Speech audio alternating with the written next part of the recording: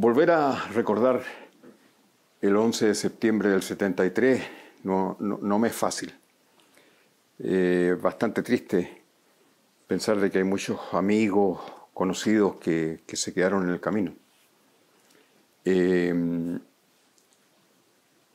Hace unos 10 años, creo 10 o 20 años, no recuerdo ya, me llegó una invitación a un funeral de un compañero que falleció en septiembre del 73.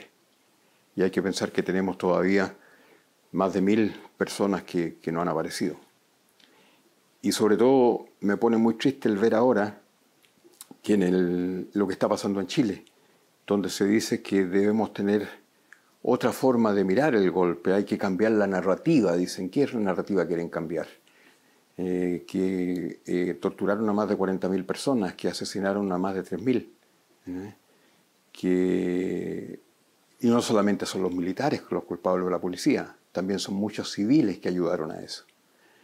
Entonces, esas son las cosas que a mí me afligen. Yo en mi parte tuve suerte porque yo salí muy luego de Chile. Bueno, voy a contar la historia desde el comienzo. Yo trabajaba en una fábrica de bebidas, que era la fábrica Novis, que producía la bebida Ginger Ale. Éramos pocos trabajadores. Yo era dirigente en ese tiempo del cordón industrial. Para la gente joven seguramente no saben lo que fue eso. Resulta que en Chile existía sindicatos por fábricas. Y si había una pequeña fábrica de zapatos y que tenía 30 trabajadores, ellos formaban su sindicato. Y así con muchas fábricas en el país. ¿Y qué pasaba si la fábrica de zapatos tenía un problema? Esos trabajadores iban a la huelga, eran 30 personas. No afectaba en nada, no había ninguna presión. Y entonces muchos partidos de izquierda, donde estaba incluido el partido en el que yo participaba, pensaron de que tal vez sería mucho más fácil y más lógico crear sectores en Santiago, los grandes barrios. Y ese fue el nacimiento de los cordones industriales, donde no solamente la fábrica que estaba en ese sector, sino que también la escuela que estaba en ese sector, los sindicatos, los pobladores, separaban todo. Entonces separaba el control, separaba el cordón. Yo estaba en el cordón Viva Z, ahí estaba mi fábrica.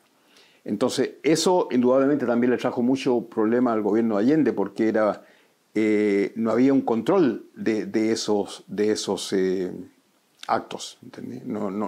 Y se paralizaba gran parte de la ciudad, porque si además se solidarizaban otros cordones, se paraba en minutos todo Santiago.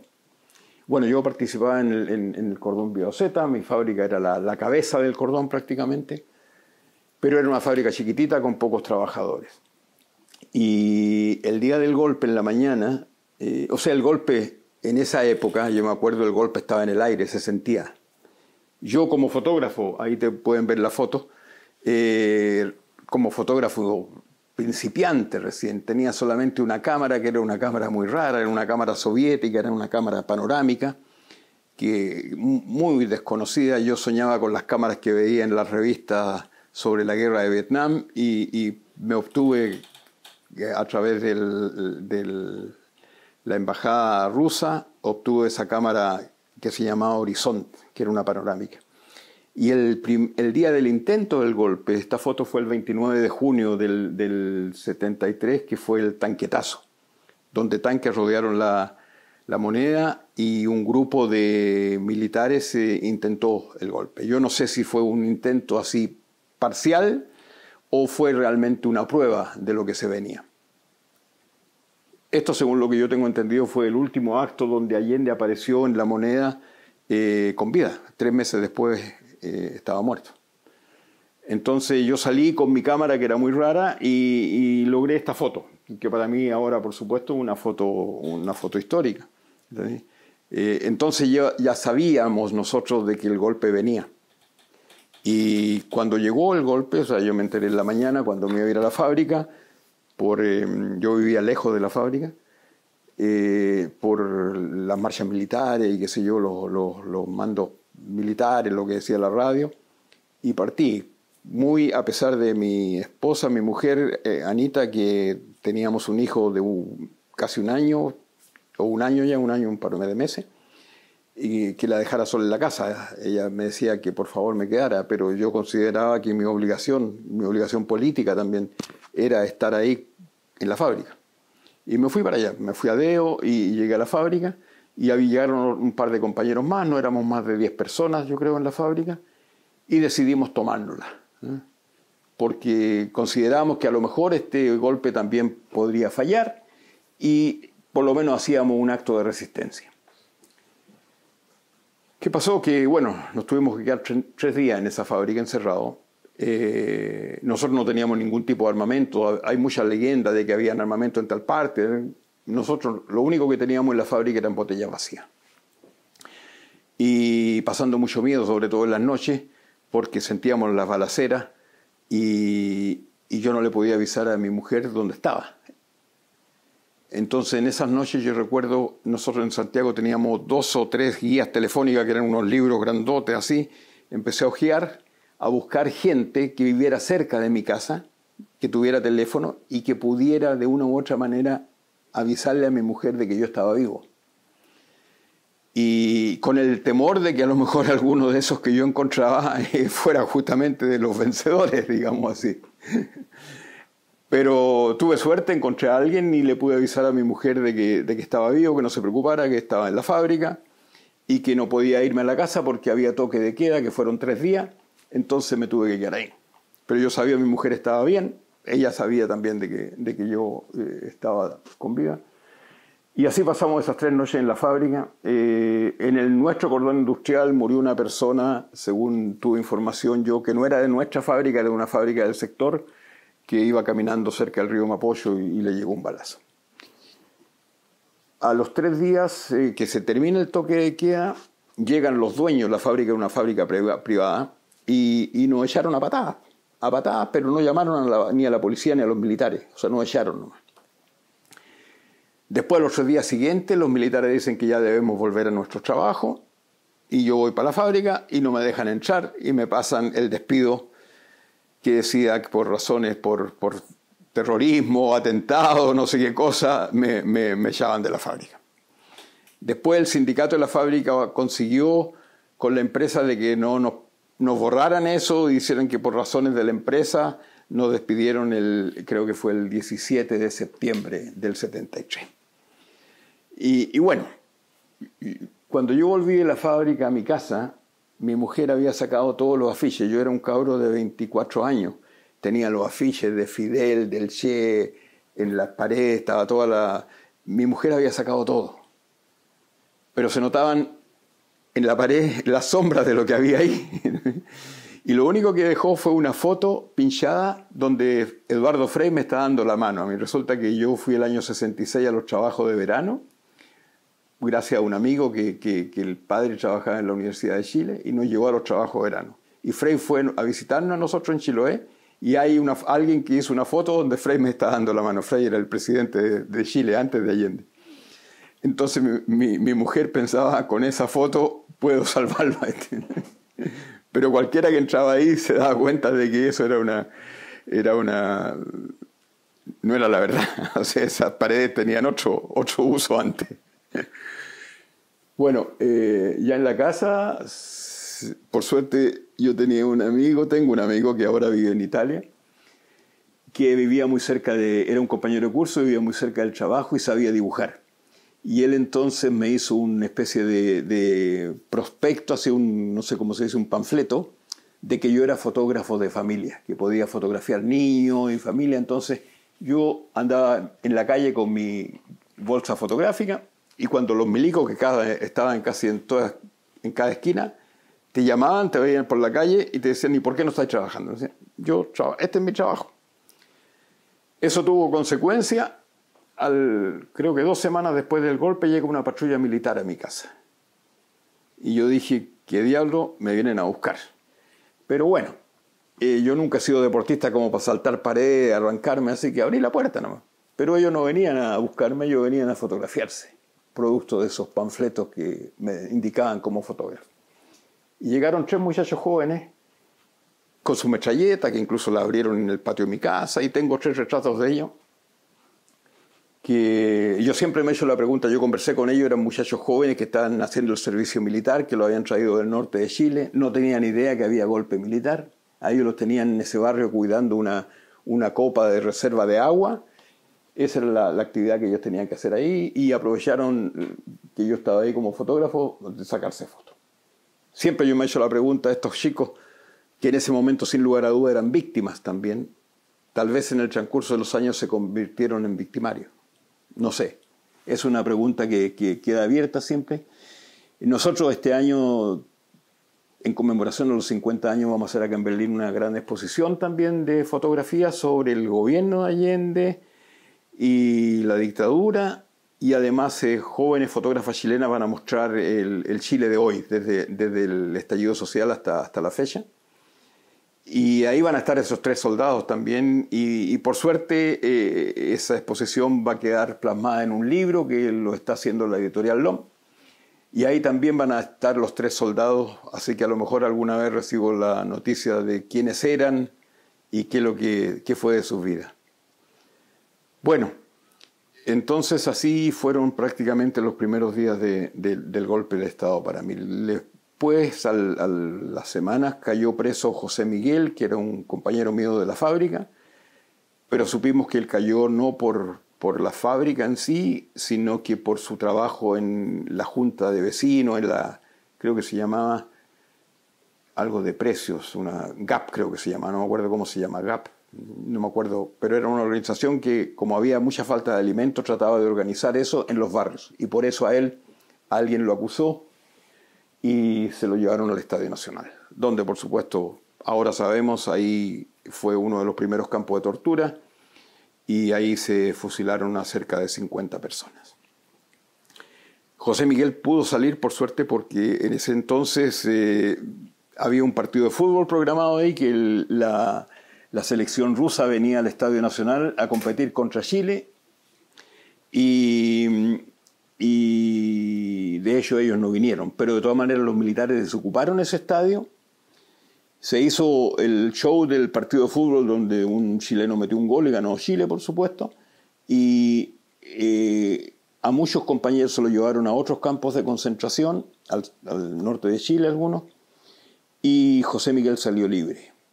Nos reunimos después de que él salió y 3 compañeros que habíamos estado en la fábrica. Entre tanto, de los militares nos llegó una querella como saboteadores, porque nosotros pusimos, cuando nos enteramos de la muerte de Allende, pusimos un crespón negro con la bandera chilena en el techo de la fábrica. Y la argumentación de los militares era que con eso nosotros estábamos haciendo una provocación, que así como habían bombardeado la moneda y vieran eso, podrían tirarnos una bomba y la fábrica se hacía pedazos y nosotros éramos los culpables de eso, o sea, éramos saboteadores. Pero cuando ya nos llegó la carta oficial para presentarnos para ese proceso, yo y José Miguel ya estábamos en Buenos Aires. Entonces José Miguel también, cuando salió de la prisión en el estadio, me dice que la cosa se viene fea porque en ese tiempo no había una persecución selectiva, sino que estaban agarrando al que pillaban nomás, de lo que sea.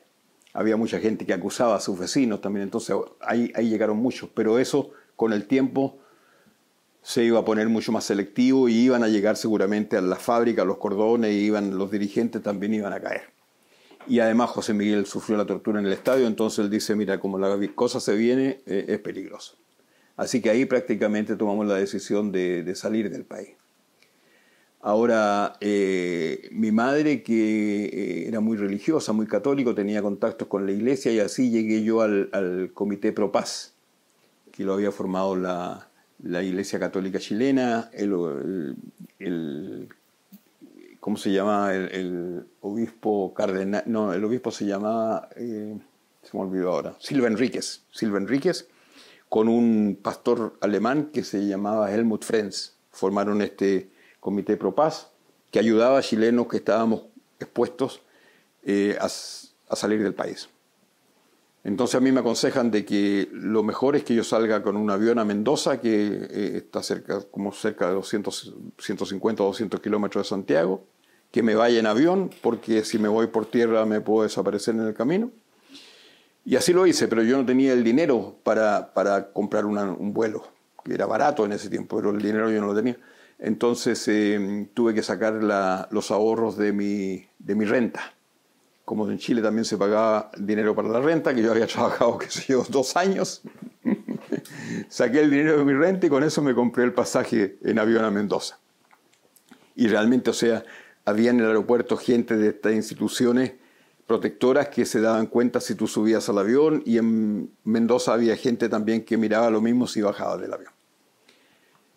En Mendoza después me fui a dedo en un camión a Buenos Aires, que son como 1000 kilómetros, y ya en Buenos Aires me acerqué a las organizaciones de ayuda para refugiados, y ya estaba todo organizado. Yo salí ya de Chile gracias al Comité para la Paz con como ya un refugiado reconocido por la Unión, ¿cómo se llama? La UNHCR, creo que se llama, que era de las Naciones Unidas, el comité que se preocupa de los refugiados. Y ellos nos dijeron ahí en Buenos Aires que no nos preocupáramos, que nos dieron $10 a cada uno, a mí y a José Miguel. Nos dijeron: ustedes pasen como turistas, en 2 o 3 semanas les tenemos a ambos un trabajo y un lugar donde se pueden quedar.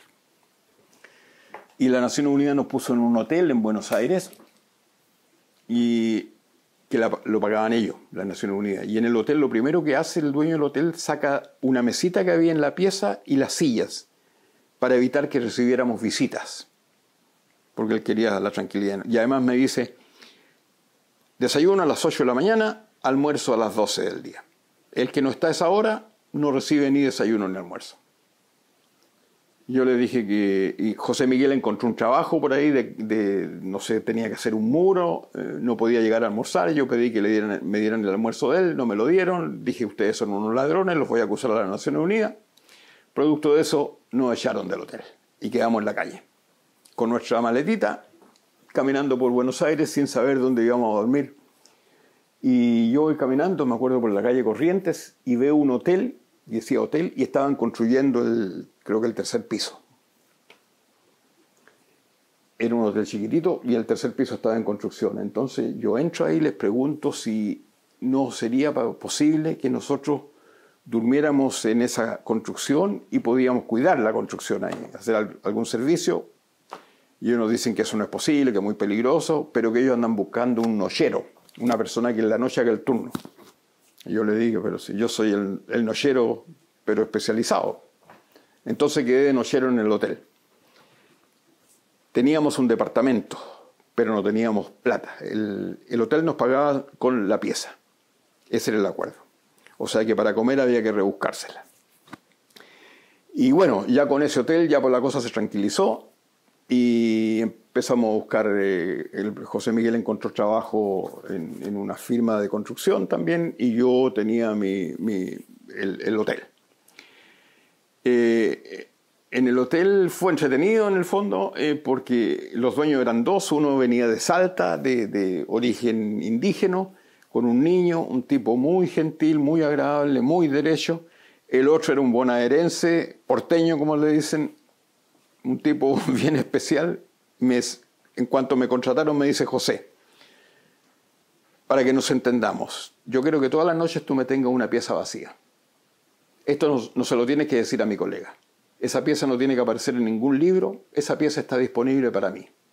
Y él muy seguido llegaba con acompañamientos femeninos distintos a ocupar las piezas del hotel. Pero yo tenía mi libertad, ya sabía lo que tenía que hacer, y así la cosa funcionaba. Y pasó el tiempo, yo llegué al hotel como a comienzos de enero. En fines de febrero, la cosa en Argentina se puso cada vez más difícil. Perón estaba ya casi muriendo. Y se veía que ya venía un golpe militar en Argentina también. Existían las 3A, que era una asociación, creo, argentina anticomunista, que simplemente mataba o secuestraba a refugiados de izquierda. En ese tiempo ya funcionaba en América lo que después se llamó la Operación Cóndor, que todas las dictaduras de Latinoamérica estaban sincronizadas para hacer desaparecer gente. Entonces la situación se veía complicada y no había forma de salir de Argentina. Los únicos que estaban dando visa para salir de Argentina, los chilenos, era Rumanía. Y el chileno que tenía una visa en su pasaporte ya de Rumanía era como haberse sacado la lotería. Yo no tenía esos contactos, pero de repente escucho de que la Friedrich-Ebert-Stiftung, una institución alemana de la socialdemocracia, estaba dando las posibilidades de poderse irse a Alemania. Yo voy a esa institución, me abren la puerta 3 centímetros y me dicen, ¿qué quiere? Yo le digo, mire, me escuché por ahí de que había una posibilidad de hacer una solicitud para irse a Alemania. Ya, espérese, me cierran la puerta, a los minutos vuelve con un montón de papeles y me lo pasa también por esos 3 centímetros que abría la puerta y cierra la puerta. Pasaron un par de meses y de repente me llaman por teléfono, que vaya para allá. Voy, se abre la puerta completa, sale una mujer y me abraza y me pasa una carta. Yo la veo, estaba todo en alemán, no entendía nada. Entonces salgo de ahí y me voy en Buenos Aires a buscar una librería alemana.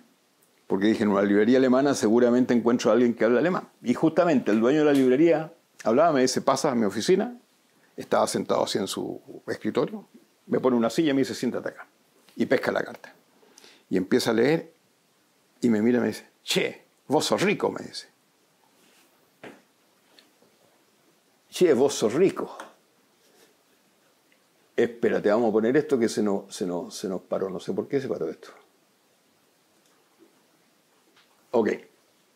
Vos sos rico, me dice. Y miraba, Y después me explica. Me dice, mira, te dieron una beca, te dieron un vuelo en avión y te vas a Alemania. Y te van a pagar una beca de 580 marcos al mes. Y te invitan a ti y a tu mujer.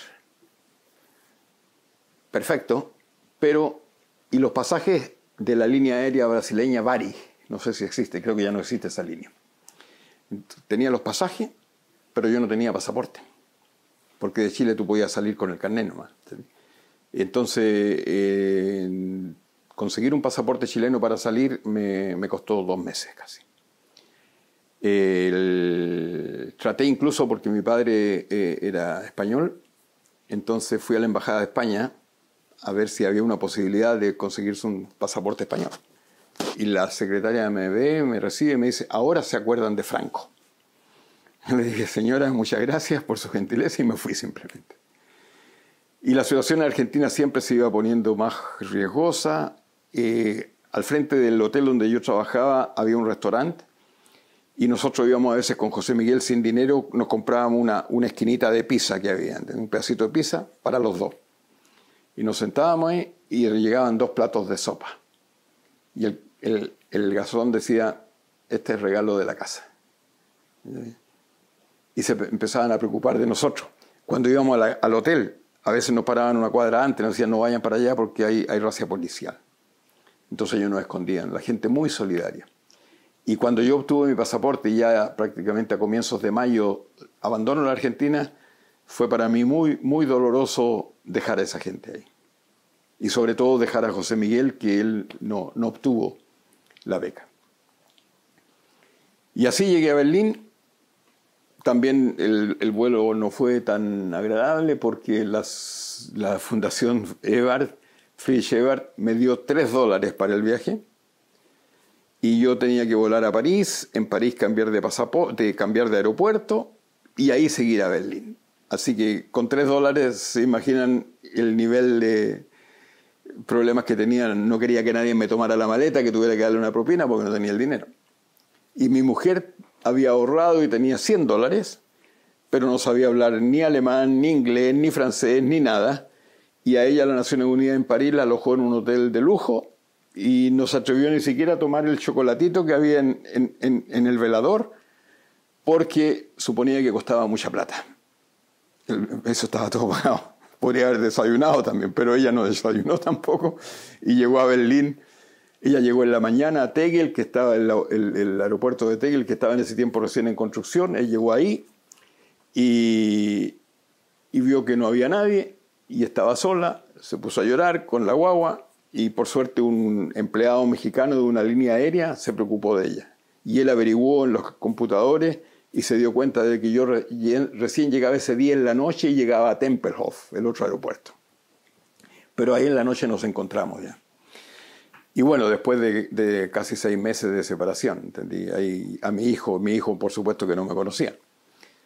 Y ahí la primera noche nos pusieron en Berlín, en una pensión en la Kurfürstendamm, que yo estaba muy, muy impresionado porque era como las 3 de la mañana, según mi reloj, y estaba todo claro. No estábamos, para nosotros la noche es oscura, ¿entendí? Y aquí ya estaba aclarando como a las 3, 4 de la mañana.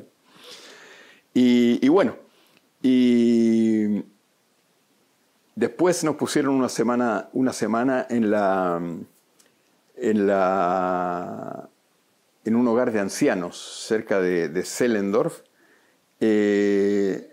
donde ahí, cuando llegué ahí yo ya con mi familia, llegó también otro chileno con su familia. O sea, éramos 2 chilenos con en total 4 niños. Y ahí nos daban de comer fideos cocidos en leche, que es una cosa que yo nunca la había comido y por supuesto tampoco la comía ahí, no podía comer. Pero bueno, eso ahí pasamos prácticamente un par de semanas y había un grupo de estudiantes que se empezaron a preocupar de nosotros. Eran jóvenes solidarios alemanes. A mí me tocó una pareja de arquitectos que se habían recién titulado de arquitecto, que son amigos hasta el día de hoy. Y ellos nos consiguieron primero una casa en este barrio, en Moabit, donde estamos ahora. Pero ahí nos tuvieron una semana y después quitaron esa casa. Las condiciones las desconozco.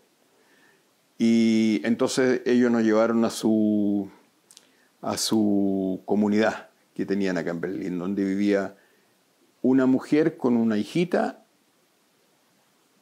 y 2 hombres. Y llegamos nosotros como una familia. En esa comunidad, en los años 70 en Berlín, acá se llaman Wohngemeinschaft, o sea, unidades para vivir o comunidades. Y habían reglas bastante estrictas. No se podían cerrar las puertas, ni incluso la puerta del baño. Todo está abierto. Y empezaron ahí los roces, digamos, porque, por ejemplo, la chica que era madre de la niñita se enojaba de que nosotros tuviéramos un mundo aparte, que no fuéramos parte de la comunidad. La primera noche a la mañana llega un tipo desnudo a nuestra pieza, a la puerta, y dice buenos días en inglés, y está desnudo. Y a mí también la chica alemana de vez en cuando quería conversar conmigo cuando ya estaba en la tina de baño bañándose. Esas eran las cosas habituales. Además teníamos en la semana, los días viernes, una gran reunión donde se conversaban todas las cosas de la semana. ¿Entendí? A mí me sirvió esa comunidad porque ahí aprendí el alemán. Yo estaba en clase ya de la universidad. Mi profesor de alemán era un escritor y periodista iraní. Barman Niruman es más o menos conocido. Y él fue el que trató de darme las primeras clases de alemán. ¿Entendí? Yo estuve casi un año en la universidad estudiando alemán. Pero se puede decir que el alemán que aprendí lo aprendí en la comunidad. Bueno, esos fueron mis primeros días en Alemania. ¿Entiendes? Después, en la universidad, yo iba solamente a las clases de alemán. Y la ayudante que yo tenía en la universidad, como una mentora, un día me dice, mira José, yo creo que aunque tú aprendas alemán perfecto en 3 meses y que tus estudios tengan excelentes notas, acá nunca vas a conseguir un trabajo. Porque en los años 70 en Alemania estaba Helmut Kohl en el poder, un partido de derecha, y existía también la RAF, que era el Rote, ¿cómo se llama? Rote Armee Fraktion, que era un grupo guerrillero acá de la ciudad. Y indudablemente todos los que llegábamos de Sudamérica veníamos con un timbre de guerrilleros latinoamericanos en la espalda que nos impedía muchas cosas. Acá había Berufsverbot para esa gente, o sea, no se podía trabajar. Entonces la señorita de la universidad me decía, mira, tu posibilidad de que aunque logres todo eso, no va a tener trabajo. Y de hecho a ella, un mes después, la echaron a ella misma de la universidad. Entonces ahí yo me cambié a una escuela de fotografía. Mi conocimiento de alemán era muy rudimentario, pero gracias a un compañero que era muy malo en las matemáticas y yo era un poquito mejor, nos intercambiábamos. Entonces ahí yo superé, fueron 4 semestres en la escuela de fotografía y saqué el título de técnico en técnicas fotográficas. Y la escuela se llama Escuela Técnica de Óptica y Fotografía. Y bueno, después de eso yo ya, incluso en el tercer semestre, ya tenía un contrato en una firma que era un laboratorio fotográfico, laboratorio industrial, donde todos los turistas entregan sus películas para que se las revelen, que le entreguen la foto. En eso trabajaba yo. Y como yo salí de la escuela como técnico, entré inmediatamente como subdirector de un departamento. Tenía a cargo 30 trabajadoras fundamentalmente, y ahí estuve prácticamente del 78 hasta el 88. Casi 9 años trabajando como técnico en un laboratorio. Mucho mejor que estar trabajando en una fábrica. Estaba trabajando en lo que yo quería, en mis sueños, llegar a ser fotógrafo. Pero todo ese largo camino en el laboratorio era simplemente porque la familia tenía que vivir de algo. Yo no sabía cómo era todo el trabajo de fotógrafo, así que el temor indudablemente me impedía dar el salto y tratar de ser lo que yo quería, fotógrafo. En la escuela después, el año 86, más o menos, cuando yo terminé, salí de la escuela en el 78, empecé a trabajar en el laboratorio y un día me llaman de la escuela y me dicen, mira, tenemos un problema de que la mayoría de los que entran acá quieren ser fotógrafos, pero el mercado de los fotógrafos no daba eso. Lo que nosotros necesitamos es especialistas en trabajos como estudio, como lo que tú haces, porque aquí hay muchos laboratorios en todo el país que necesitan gente. Entonces me contrataron a mí como profesor en la rama Gross Labortechnik, técnicas de laboratorios industriales. ¿Entendí? Y como yo ya tenía una experiencia, estaba trabajando en eso, entonces empecé, creo que el 83 hasta el 88, 6 años estuve trabajando como docente en la escuela donde yo estudié. Y bueno, ahí ¿qué pasó? Vino mi primo, que fue, en mi entender, la persona que nos salvó la casa que teníamos en Chile, que habíamos comprado una casa gracias a una ley de Allende, que decía que el 5% de la utilidad de una empresa debieran darse a los trabajadores para tener un capital para poder comprar una casa. En cuanto salió esa ley, nuestra fábrica tenía pocos trabajadores y parece que ganaban mucho. Yo tuve el dinero para comprar una casita. Y esa casa, claro, a 30 años plazo, pero la compramos en ese tiempo y al año tuvimos que abandonarla porque nos fuimos del país. Y un primo mío, por suerte, decidió arrendarla y se quedó ahí hasta el año 88. Y un día me llama y me dice que él se quiere comprar otra casa y que la casa nuestra va a quedar vacía. Y yo estoy seguro que gracias a él esa casa la pudimos mantener nosotros, porque en los tiempos del 73 cualquiera decía, mire, aquí había comunistas, se fueron, la casa se pierde.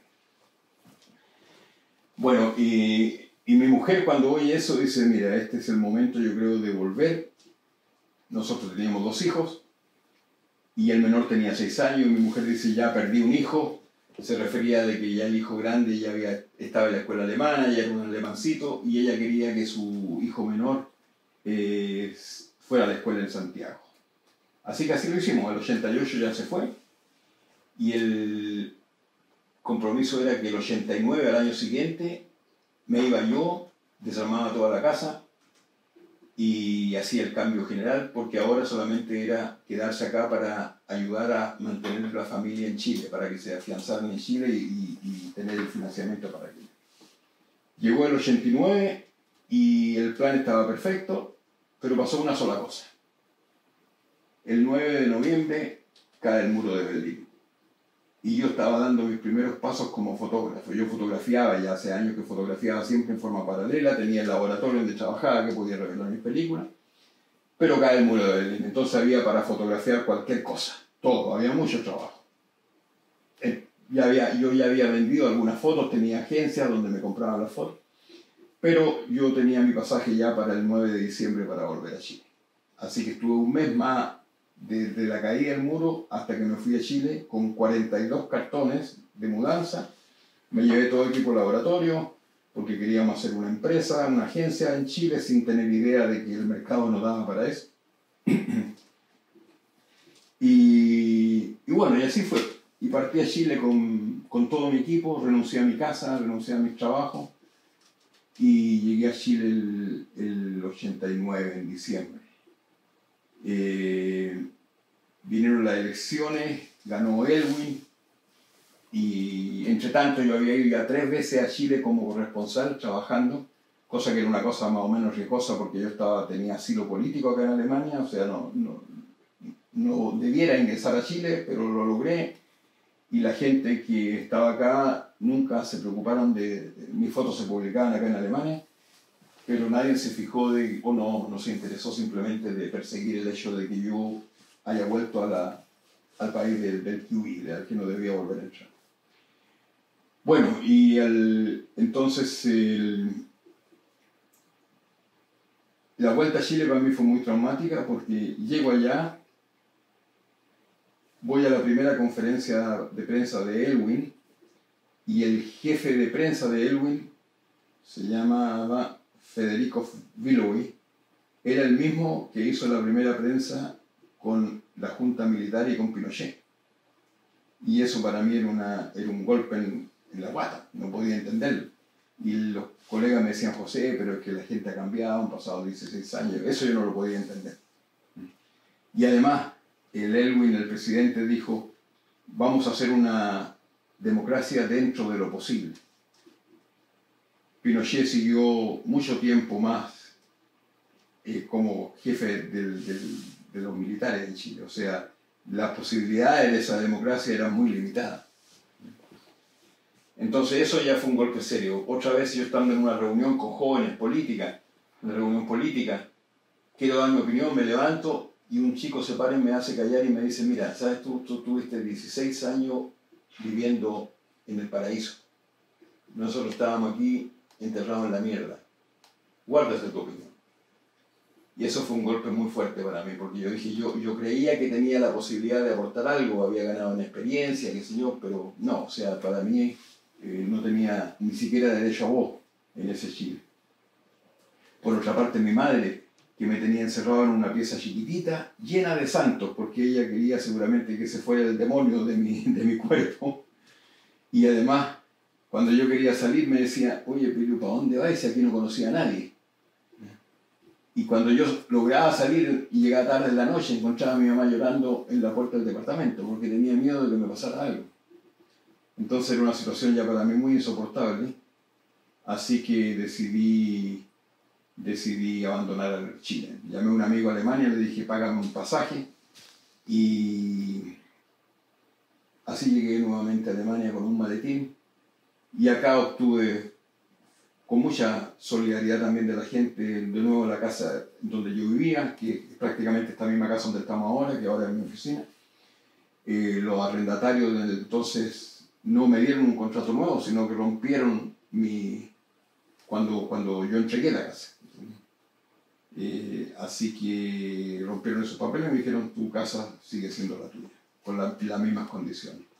Y después por amigos conseguí mi primer trabajo como fotógrafo en un canal de televisión que se llamaba Senda Freies Berlin, donde trabajé un par de años ahí, hasta que ya después decidí dar el paso, hice un portfolio, me fui al Spiegel, que era una revista para mí, lo sigue siendo, de política importante, y bueno, y ahí empecé a trabajar con ellos hasta prácticamente comienzos de los 2000.